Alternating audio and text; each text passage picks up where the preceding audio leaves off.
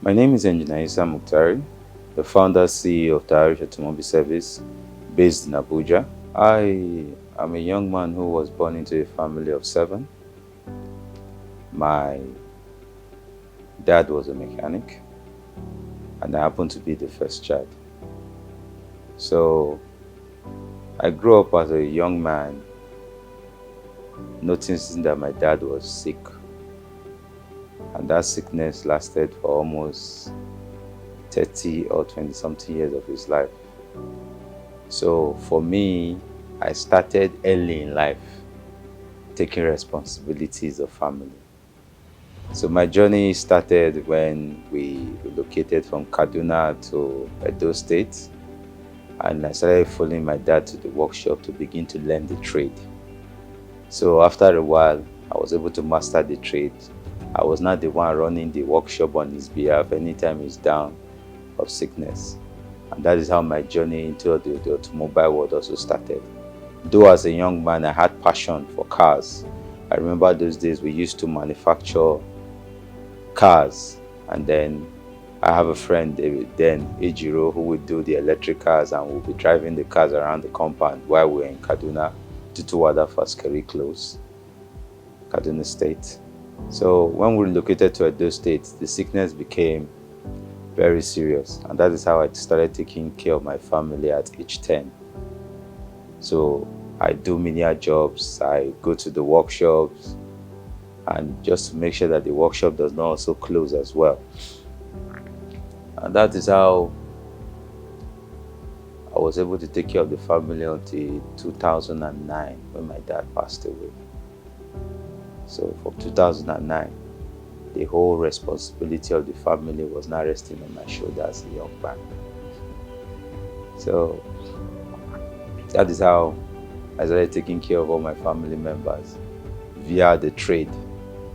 So I didn't really take the trade serious because I was still trying to do one or two things. Okay, anywhere money can come, one or two businesses, do car wash. Sometimes there's a man who does offloading of containers. We go there, we do it. The man will pay us the small money.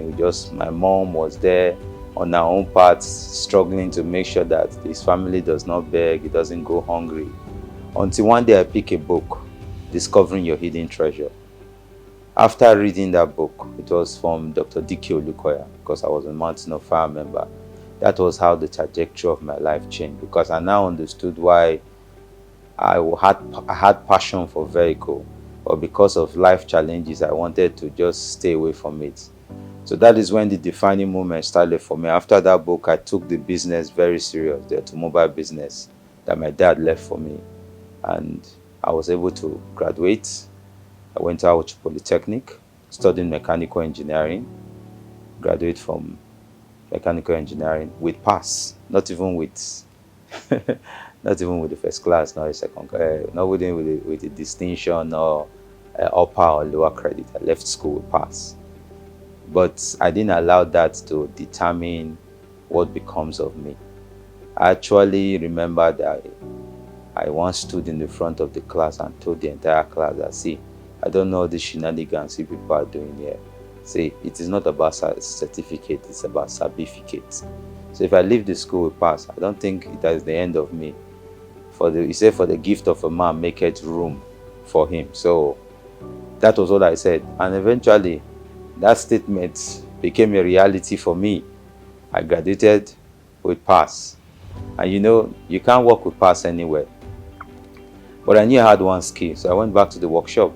I was working until I encountered a young man who had stayed in Abuja for a couple of years and came back to Edo State and wanted to start his business, his cement business. So I get to encounter him somewhere within the town, and I told him I could fix his car. I said he has actually been having challenges. So he gave me the car, and that car then was an Audi A4 2007 model. So I fixed that car perfect. I could remember they gave me that car. I drove that car from Auchi to Benin because of the parts. So I was in the spare parts market, Uwelu, where I got all the parts to fix the car. I brought the car back. So subsequently, anytime the car had problem, the guy was not bringing the car to me. The guy had to go home and tell his father, "Daddy, we are here suffering for mechanic, and you had a student in your class who knew about mobile." The dad said, "I never knew." He invited me. We had a chat, and the young man's dad was actually the most intelligent lecturer in our school then in mechanical departments.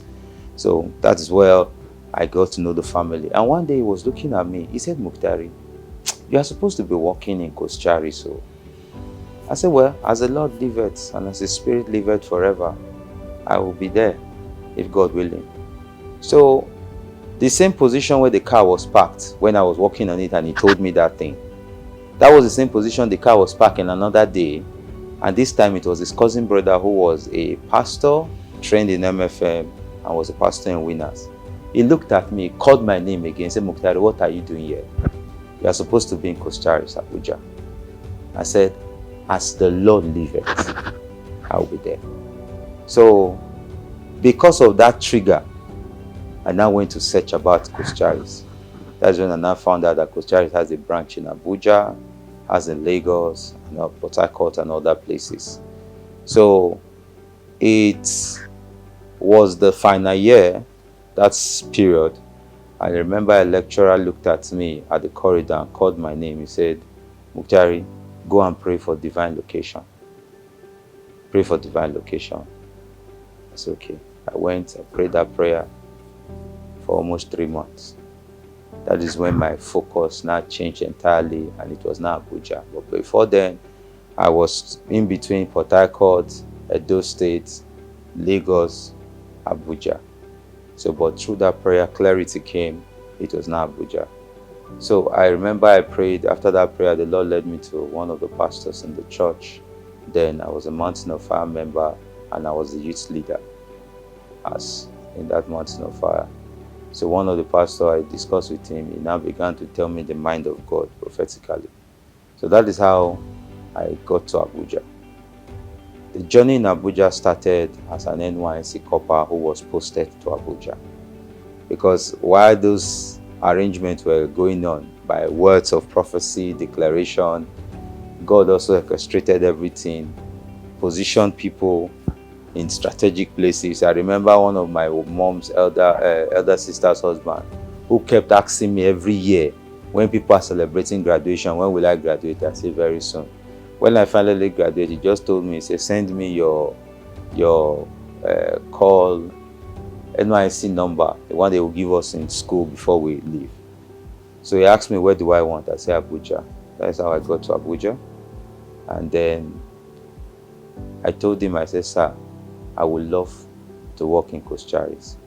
So he actually made it possible. He did my PPA to Koschari. And when I came to Koschari, they didn't want to accept me because they said the window for corpers has been closed. I went home and I was talking to one of my pastors. He said, "What's your problem? Go and pray." And he gave me 2 scriptures. "Lord, you are the God who owns the heart of kings. You turneth their hearts the way you turneth the river. You said you will break protocols for my sake." So I now remember those scriptures. I went on my knees and I prayed those 2 prayers. "Lord, every protocol that needs to break in Koschari for me to be accepted, let it break. Turn the heart of the management, the entire system to favor me." I prayed that prayer. I dropped a seed and I left. I promised a seed. I didn't have it, but I said, if it's done, Lord, I'm coming back to do this. So I remember returning back to Abuja, and I went back to Koschari, and the admin said, "Young man, truly your case is different." Because the day she told me I will not be accepted, I said, "My case is different." He said, "Truly your case is different. The managing director has started working on your case. You are going to be accepted." And that's how I was accepted in Koschari. Mind you, remember I said I graduated with pass. As at that time they accepted me, nobody was asking me for my results. But one thing stood out. He said, "For the gift of a man, we make room for him." So I joined, and they began to saw my relevance. They began to saw my value. They began to saw my importance. They began to saw everything I was doing to change the system. So the department I was employed, they thought I was just a copper. They were giving me menial job until one day I approached my boss. I said, sir, I know more than this. Stop giving me only oil service. There are more I could do. He said, okay. He started trying me. When I noticed that he was still being scared, I took it upon myself. I was not taking the major jobs. I was not doing them. I was not 10 times faster than every other person that was there. Other people were spending lesser time. I take the job, I do it fast. And that's how the journey started. I remember my first encounter with one of the Chinese guy in the 4th department in Kostaris, Abuja, central area. He was trying to fix something, and I approached him. I said, the way you are putting this thing is wrong. He will not be able to put it. He got angry and went to report me to one of my boss. When he reports me to our head, he came and said, what is the problem? I explained to him. He said, okay, you put it there, let's see. And that is how I mounted that thing. Something that the guy was struggling about 10 minutes, I did it within 2 seconds. I didn't know that the Chinese guy took note of that. So subsequently, I now noticed that if he has a job outside the company, because his Chinese brother normally give him job, he will now call me. That is how the journey of Taharish started. Before that time, it didn't have a name, but he had a shop. And the shop was people's shop. So I would get this job, goes to somebody's shop, borrow their tools to do the job. And I remember a friend in Kostaris, his name is Peter Maduka. He had a diagnostic machine there, a launch. So every time I go to him, I'll beg him, collect the launch and go and use it for those my customers' vehicle. And that is how we started building Taharish. I never started Taharish with any money. I didn't start Taharish with any money. It was just a skill and clarity, credibility, because every job I do, there was always satisfaction. So people keep recommending me. So it was in 2015 and I now decided, okay, see, let's give my company a name. I called it a company because I knew that it was going to grow big. So myself, my pastor, one of my friends in the UK, her name is Yetude, we sat down, we started brainstorming, okay, what is the name we are going to give the company? I could remember we picked Tarshish first, trying to name it after the scripture name, Tarshish in the Bible. Then Yetude called me at 12 midnight. I was in my house, she called me. He said, the Lord said it's not Tarshish, the Lord says Taharish. And he gave me the spelling, Taharish.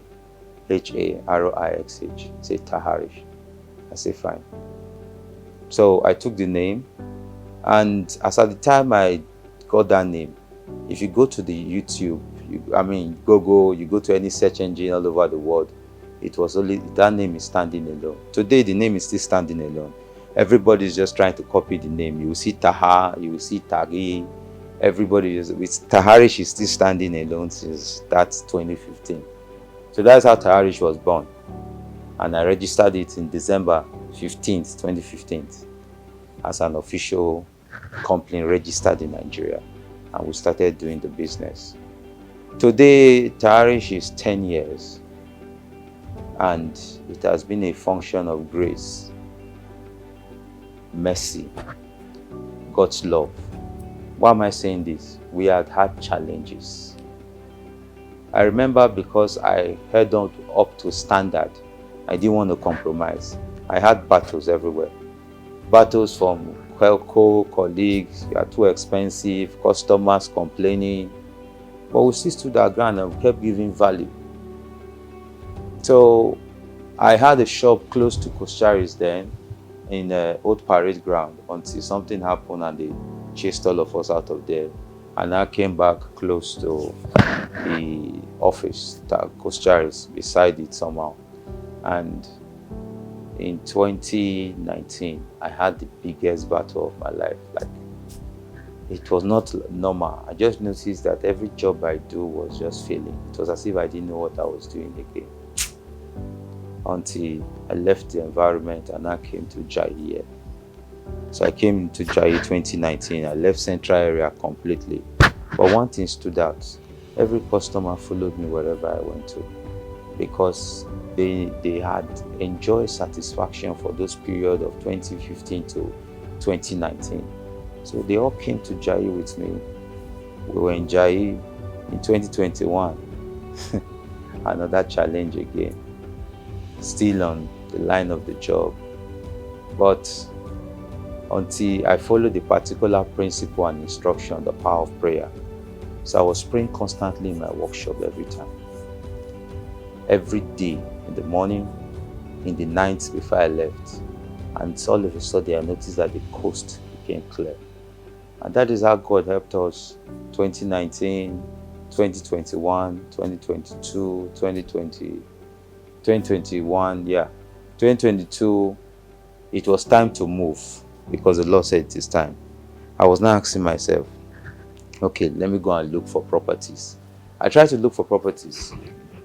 I didn't see. No one. Even the ones I saw, they were not willing to give to me. So I remembered the company I am today. It used to be called Auto Works. They called me for a job in 2021. So when I entered the compound, I looked at the whole workshop. I said, Kai, this is the kind of workshop I want to have. And I said, Lord, I desire this place. That's all I said. In 2021 December, the manager called me and said, they want to sell the place. I followed up. I said, okay, send me your boss's number. I called his boss. The boss said, no, he's no longer selling. He wants to rent it out. So we started negotiation. Now, as at when we started negotiation, the offer that he gave me, I didn't have the money. But one thing I knew I had was faith. Even when I wanted to give up because of the price I was given, the Lord said, keep going. So I kept going, negotiated. I kept negotiating until he accepted the offer that I was giving him. And that is how I am in a facility that I was not the one that built it. I didn't have the money to build it. But that's how God gave me that facility. And we were able to build the brand to what it is today. My business has been surviving by grace. One. Number two, you see, no matter the economic state of a nation, there are people who are still solving problems. There are people who are creating problems for others to solve. And there are people who have strategically positioned themselves to be called a solution to problems. You see, value is a function of results. For example, somebody sat down and thought of water.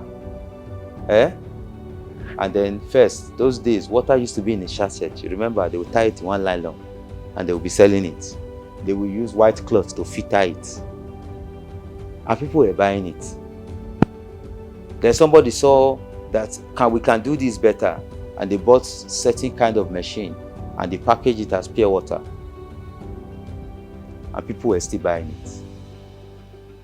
Did the economy affect it? No. The idea was bettered. Action was taken. And yet, we still have a bad economy. Then somebody looked at the pure water and said, no, we can also do it better. And the person said, let's make it a bottled water. Today, even the presidents, the governors, and everybody, are they not drinking the bottled water? They are drinking it. Did the economy affect it? No. The most important thing is that get clarity. What do you want to do? After clarity, you go for competence, knowledge around that area. Get knowledge so much that you can be called a master in that area. Because it's all about a certain niche. Okay, me now, my niche is automobile. I fix cars. I'm a mechanic. As a mechanic, I've been providing automobile solutions for the past 30-something years of my life. As a young man, growing up with my dad, I've been providing automobile solution. And to date, I'm still providing it. And the economy has not affected that because the governor is driving a car. The president is driving a car. The senator is driving a car. Everybody is driving a car, and they are looking for a mechanic to fix that car. And now, They are not just looking for just any kind of mechanic, but most of them are looking for a very good mechanic who has credibility, trust, competence, and the expertise to fix the vehicle. Economy does not affect that. The only way you complain of economy is when you don't have a value, because people will only place value on you based on the value you have placed on yourself. So many. Why I'm laughing is because I've had crazy customer experience.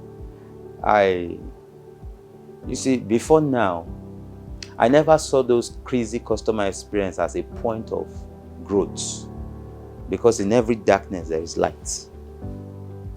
In every challenges, there is always a new experience.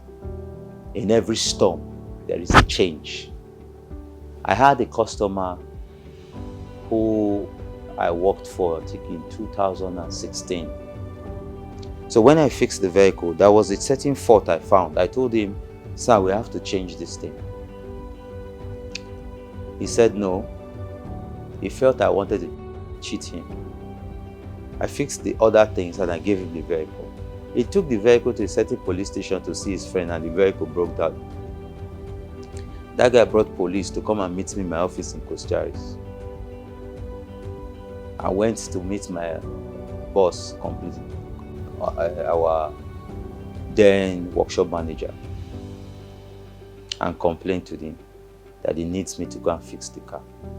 My workshop manager said, "MUKTARI, you know that this thing is not accepted in the company, but I'm giving you this permission to go and do whatever you need to do to fix this man's car." And I went there. Guess what? It was what I told him to change that he neglected that broke the car down. So he said, "I'm going to sign an undertaking. If you give me the money, I fix it. Doesn't work, you will arrest me." I said, "No problem." He gave me the money, I bought the parts, I put it right there in his presence. The car stood up and the car left. They took the car away. Let's forget about the previous years. Okay, in the previous years, I used to have a customer who comes around and try to make things difficult, and he will not pay. And still yet he wants value. One day I got angry and I told the customer I don't want to service again. But that was a wrong move, because later I learned something very important. So the recent event I had was a lady who brought her car. Somebody introduced her to me, and in the night, I think it was around 7, we have already closed. She just came in and said she pleaded, "Oh, she has been having challenge. She has spent over a week in a mechanic workshop. We really need the car to be fixed." So we checked the car, we fixed the problem. I charged her, she paid, and she left. Subsequently, she now came for oil service and other things. Then one day she kept complaining that her engine is making a noise. I said, "But this engine has been worked on." He said, "She know now, can they not solve the noise problem?" I said, "Okay, but me, I can't promise you I will solve it." Now she kept persuading me that please I should just pay attention to that problem and say I can solve it. So eventually she came, but by the time she came, the noise has increased more than what it used to be. So in the process of checking the vehicle, the engine packed up. The lady said I was the one that knocked the engine. The thing became an issue that even in an agreement of repairing the car, she stated it on the agreement that I am the one that knocked the engine. Now, I finished fixing the car. I noticed that she was still trying to bring problems. AC was not working. We're trying to check what the AC is. She started shouting on me, this thing.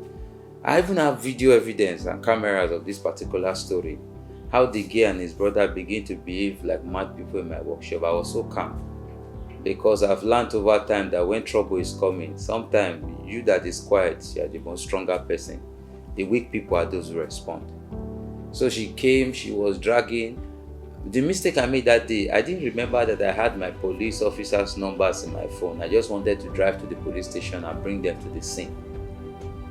The lady and his brother went as far as to lay me on the road, and the brother slapped me and was hitting me inside a vehicle. They waylaid me. I didn't do anything. It was when I was looking at my book. Every time I go and have a quiet time with the Lord, I always have information. And I looked at my book and I saw that in the coming year, do everything to avoid trouble. I was now asking myself, on a normal circumstance, that guy that hits me, If I hit that guy, I will not stand. He can't even survive it. But what held me back? I don't know. Because even the people who were holding us on the road were surprised why will another man be hitting me, and I refused to hit him. I didn't know that it was a trouble in disguise, that if the way I just avoided it was the best approach. So the lady kept coming, and I reminded her, say, "Ma, you signed the document in my office that you have driven the car, you have tested it, the car is okay, you are satisfied with the vehicle, and you have come to claim the vehicle. Do you know what that means?" He said, so I tricked her to sign the document. I said, how did I trick you? Did you not read it before you signed it? And she left. Meanwhile, another vehicle was in my workshop. That one, the car belongs to a certain senator in this nation. I don't need to mention his name. He brought the car because the car had problems. In an event to solve the car, the problems, they compound. Electrical issues that was not part of the car came up, and that car stayed in my office for a very long period of time. So one day the senator tricked me and said I should come to his house, let's discuss about the vehicle. So I was testing a client's vehicle, and I said, okay, since I'm testing, let me just drive to that place. Only for me to get to the senator's house. After our conversation, he came out and told the security not to allow me to take the vehicle away. And the senator held that vehicle in his house and claimed a certain law that he's collecting it based on his own property. I don't say, but sir, this is not my car. Let me go and bring my car and park it. Say no. His sole agenda is to make sure that he sees a customer's car. So the owner of that car, I called him and I explained everything to him. He got angry, but after he called me back, said I should really tell him what happened. I told him. He said, this senator wants trouble, but me, I'm not going to give you that trouble. You try, go and fix that car, give it to him.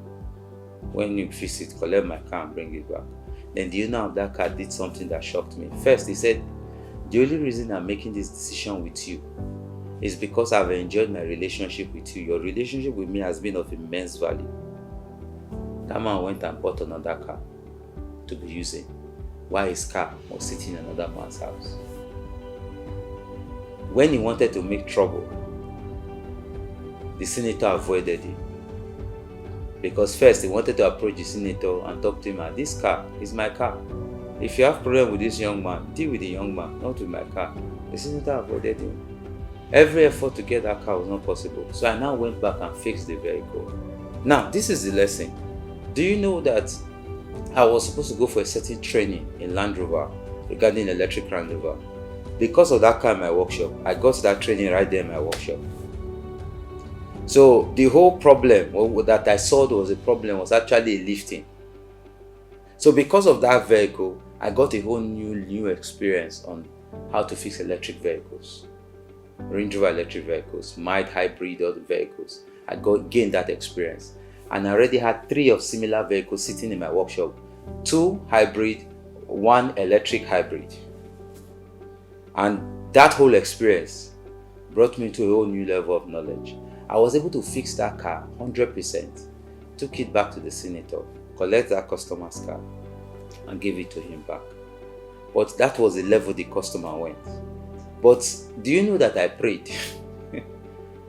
It's as if God did not answer the prayer. It was not God that was not answering the prayer. God wanted me to learn. Because that car, the more I was remembering that somebody's car is there, the more energy I was putting to read, study, research about the car. And that is how I got a new knowledge. And this lesson came out from there. That when there is storm, in every storm there is a change. So that storm became a change for me. It has always been satisfactory. Feedbacks like, MUKTARI, I did not tell you that this particular vehicle, I've actually taken it to a lot of mechanics. But it came to you and you solved it. Feedback like, my friend, I have a new guy. That guy knows what he's doing. He's so good. Take your car to him. These are my feedbacks. Most of my feedbacks as I've been in this business for the past 10 years is that as the customer leaves my workshop, is bringing me a new customer. That has been the feedback. Massive. For 10 years, we have enjoyed word of mouth. Our customer base, if I'm not mistaken, currently now should be around 400 customers. Are you getting it? Clients.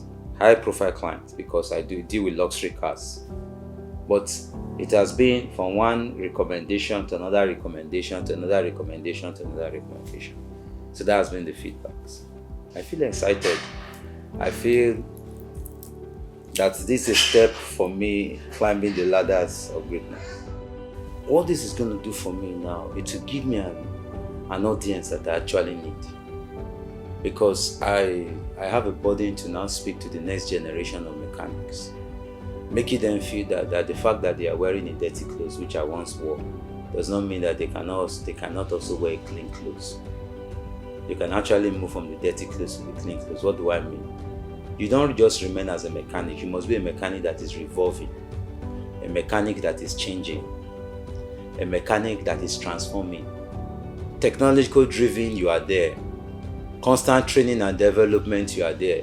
Consistent change, you are there. You are not remaining at the same spot. Because even the vehicles you are fixing, one of the things that make us stand out is that we have technologies that help us fix vehicles even though when they are at a recent year. The 2025, the 2024 Range Rovers, they come to the workshop, we fix them because we have technologies to fix them. We have information to fix them. We have the right access to fix them. But if you as a mechanic, you are not revolving into that level, you just remain at a certain stage. That's when you start having this problem of, I took my car to a mechanic, they checked it and the car couldn't come back, broke down. Why? Because he didn't know what to do. He didn't have idea about the vehicle because he felt that, okay, there's a difference between a Range Rover 2010, a BMW 2010, and a BMW 2017. The technology, you see how many years of technology that has changed? 7 years. Are you getting it? So if you have not been developing yourself constantly, it will make you to be an obsolete or underrated mechanic. Are you getting it? So this platform is going to give me an audience that I will reach out to, and it's going to better help me to begin to connect to the people I ought to connect to with the voice and the message that I have. We do that by research. Research. Because as the model year car is coming out, we begin to research about them, we begin to understudy them before they are released to the market. We prepare ourselves. Like for me, I have an automobile platform. I have a site, a website, where every year they update the software twice before that year. Currently now that software is on 2026. And 2026 vehicles are not out yet. It's 2025. So sometime from that platform, I do a bit of study and research. It's a general platform for mechanics out there that have heard of it. It's the All Data.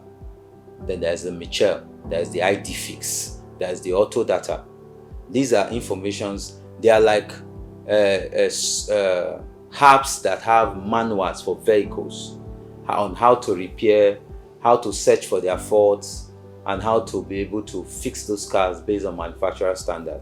So sometimes those kind of platform can help you update.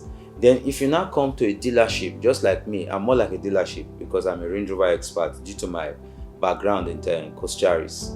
Now, Taharish also have what we call the Topics Cloud. In a Topics Cloud, you can get VIN of these vehicles, these recent vehicles. You put it there and you will read every information about the vehicles. Then online platform, Google, YouTube, all these search engines, if you visit those online platforms, you can also get information about this recent vehicle. So you must research. That is only when you can now begin to know, okay, what kind of software do I need to diagnose this vehicle? What kind of tools do I need to buy to update my tool set to be able to fix this vehicle? Okay, do I need a certain knowledge that I need to go for training for and be able to now equip myself so when this vehicle come, I'll be able to solve them.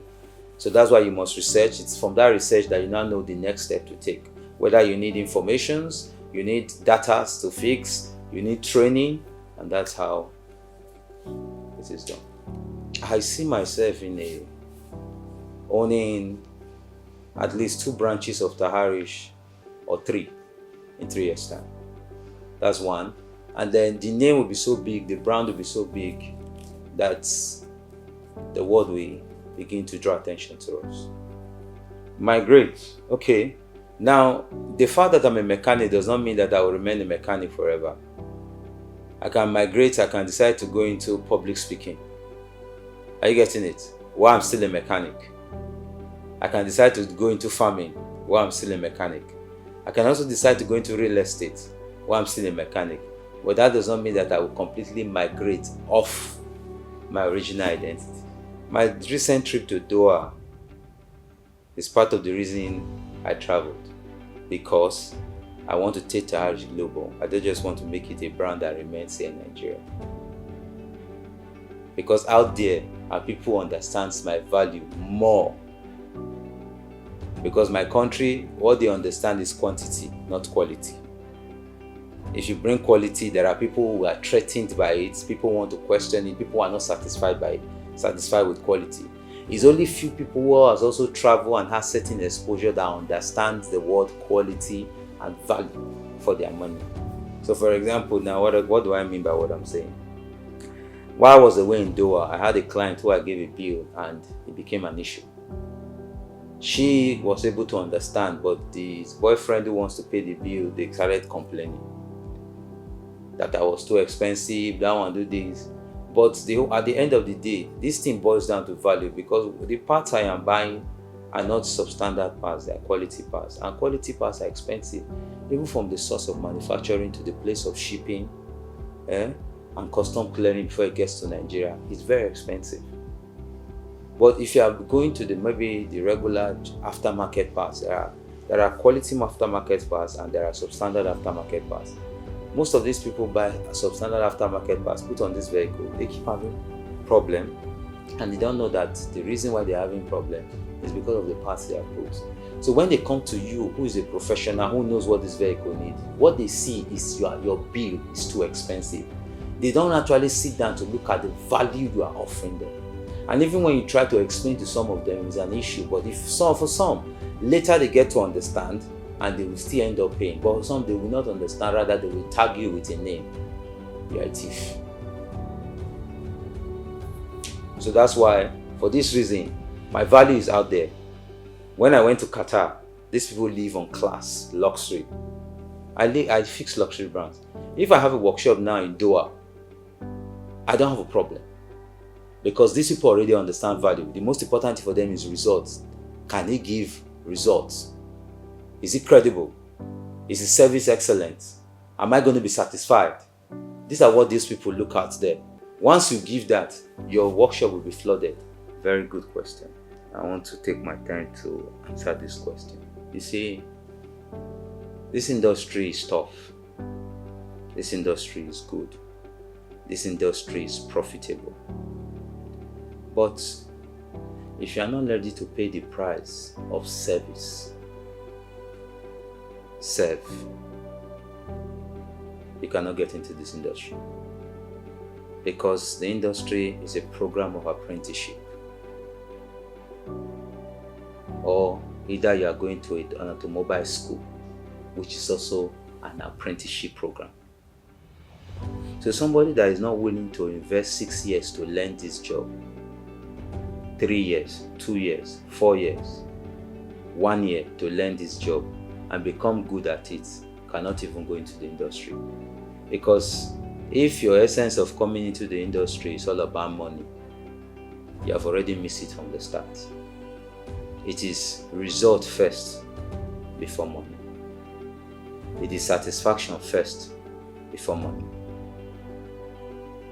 It is you proving your competence, your credibility, showing that you can be trusted before money.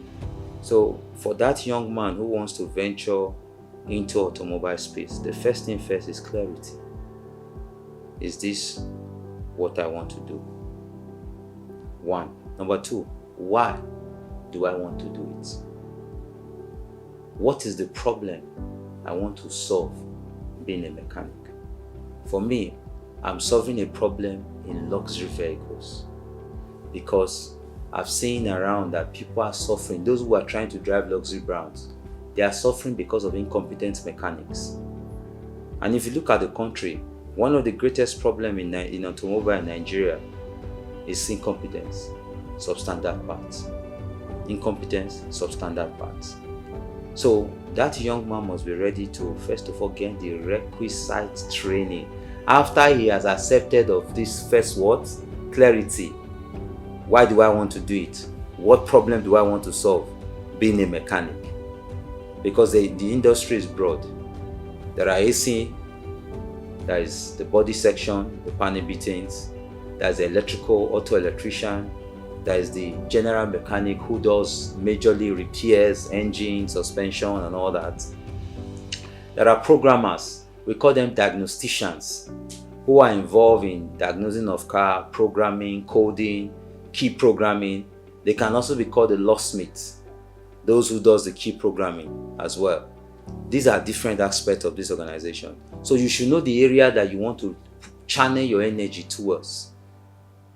Then you now gain the requisite skill by going for training, going for apprenticeship, or if you have the resources and you want to travel abroad and go to certain institutions, there are automobile institutions abroad where you can do your training, but they will still call it an apprenticeship program. It's still the same thing as you going to look for a mechanic somewhere and telling the mechanic that, "Oga, please, I want to come and learn." And if they say, "Okay, go and bring your parents," and you do the registration.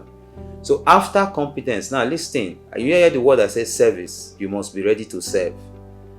Don't just be quick to go and open a workshop after you have gained competence. Serve whoever you are under. That boss you learn from, serve him. Tell yourself that you want to serve him for 3 years at least. Maximally 6 years. Do you know why? First, the only thing he's going to give you is skill. How to fix the car. But there is still the part of how to price, how to charge, pricing, management, handling the business, understanding parts, dealing with customers. It is better you learn from somebody who has been in the business and you have seen his results than you just jumping out there and allow experience to teach you. See, ignorance is expensive, but knowledge is cheap. But ignorance is expensive because what you don't know is bigger than you. In Africa, what I love about my country, Africa, my nation. You see, I traveled recently and I found out that we are not lazy people. Africans are not lazy. We just have a problem of leadership. Are you getting it? But the people itself are not lazy. If our leadership can put the right structures in place, they will know that they have the best people in the world. That's why you see when a Nigerian leaves the shores of Nigeria, or an African person leaves the shores of Africa to any other European countries, they are very hardworking. For those who have the intention to work and show their value. Who are the best doctors in the world? Who are the best scientists in the world? There is one man, Ogulesi.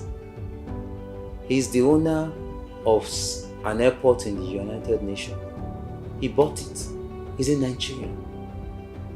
Several airports in Nigeria. So Africans, you see what they do all over the world. Once they get out of the shores of their nation, it's as if Africans here, they are plagued. They are not actually plagued. It's just because we are in a system that is not working. So because the system is not working, the policies are not favoring us. We are stunted. We are limited.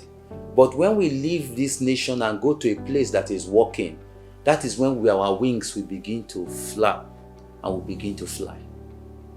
So for me, I love my nation because we are not lazy people. One. Number two, we are kings anywhere we go. If our leadership, now I was in Doha. When I entered that nation, immediately I came down from the plane. It's as if I entered into another atmosphere. What happened? My sense of cleanliness went to 200% because I saw a city that was so clean. Even despite it's a desert city, you cannot see the sand or the dust on the road. I was asking myself, how did they do it? Look at the desert road, look at the main road, but no single sand is on the road. Because a leadership was able to trickle down neatness from his own mentality into his people. I saw a city where everybody obeys the law because there are certain penalties to disobeying those laws. But people were not actually obeying those laws because of those penalties. People were just intentional about what they are doing. I saw a city that was built out of a desert because of intentionality. They were intentional about what they are building, intentional about what they are constructing, intentional about taking care of their people. Do you know that in the city of Qatar, the indigenous does not work? Guess who are working? Africans, Asians, the Caucasians, the Mexicans. They are the ones working there. Because the government gave their people a good life and allowed the foreigners to come and work. A city well planned, organized because of leadership. That is when it now dawned on me that if leadership can be fixed in Nigeria, Nigeria will take over the world.